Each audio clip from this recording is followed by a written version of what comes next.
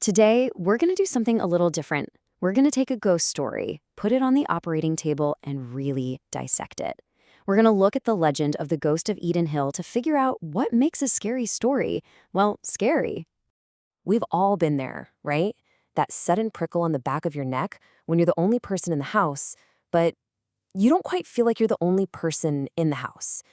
Well, that's exactly where this all begins.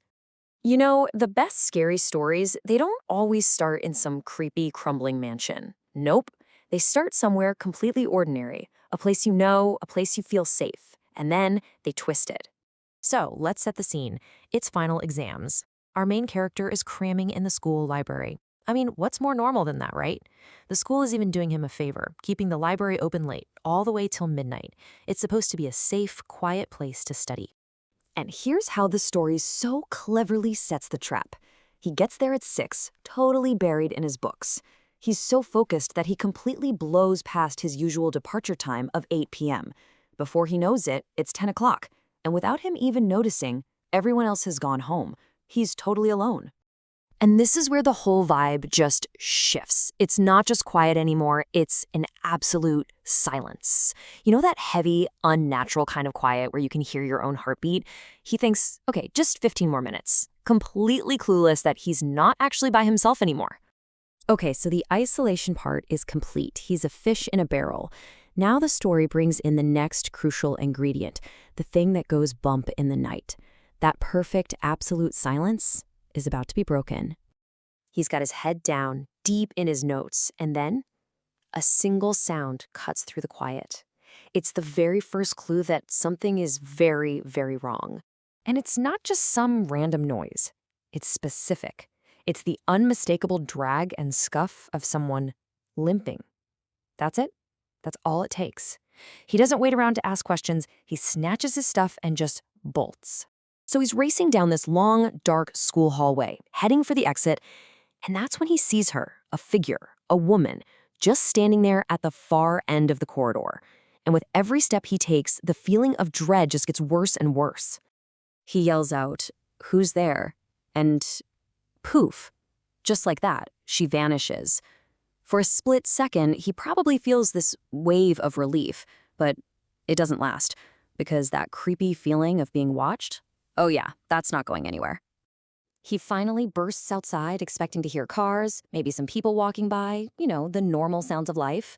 But no, the world outside is just as silent as the library was. The street, which should be busy, is completely, unnaturally empty. The isolation isn't just in the school anymore. It's everywhere. And then he sees her again, walking just ahead of him on that empty street. This time, he gets a much closer look, and the details are just chilling. Her clothes are tattered and filthy. Her hands and feet are twisted at angles that are just wrong. Her hair is a wreck, and the way she walks, this slow, painful, difficult shuffle, I mean, everything about her is just a massive red flag. He freezes. Every single instinct in his body is screaming at him to turn and run. But it's too late. This is the moment where that creepy feeling turns into pure, undiluted terror. She turns to him, and in this dead quiet, her voice cuts through with a question that makes absolutely no sense at all. Where is she? His mind just goes blank. Who? Who is she? He's in full-on panic mode. He doesn't even think, he just points anywhere, just in some random direction, desperate for her to go away. She starts limping off into the shadows, and he turns and runs for his life. And that's when he hears it, a blood-curdling scream, coming from the darkness where she just disappeared. And then, her voice one last time. It's not asking a question anymore, it's stating a fact. She is here. And after that, nothing. Everything just goes black. So what on earth just happened? Well, when our guy finally comes to, he learns the truth. This wasn't some random attack. He stumbled into a local tragedy, a ghost story that everybody around there knows, a story about a ghost named Agatha. So this figure, she has a name, Agatha, and her story is just heartbreaking. She was a mom, and her 10-year-old daughter was a student at that very same school. Her whole nightmare, the reason she haunts that place, It all started right there. And the real power of her story is how tragically simple it is. You have a mother, Agatha, who loses her little girl in a horrible accident at school. The grief is just too much for her to bear. And so, her spirit gets left behind, trapped, forever searching for the child she lost. All right, now that we have the whole tragic story, let's step back and look at this thing like a mechanic. What are the parts? What are the narrative tools that were used to make this story so incredibly effective? This story really uses a killer formula. It kicks off with isolation, making our main character, and us, feel totally vulnerable. Then it hits us with the uncanny, taking a safe, familiar place and making it feel strange and hostile. The rising tension is masterful, slowly building from one little sound to a full-blown chase.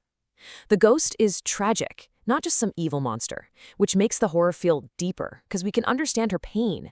And then, of course, you've got the jump scares sprinkled in to give you those sharp jolts of fear.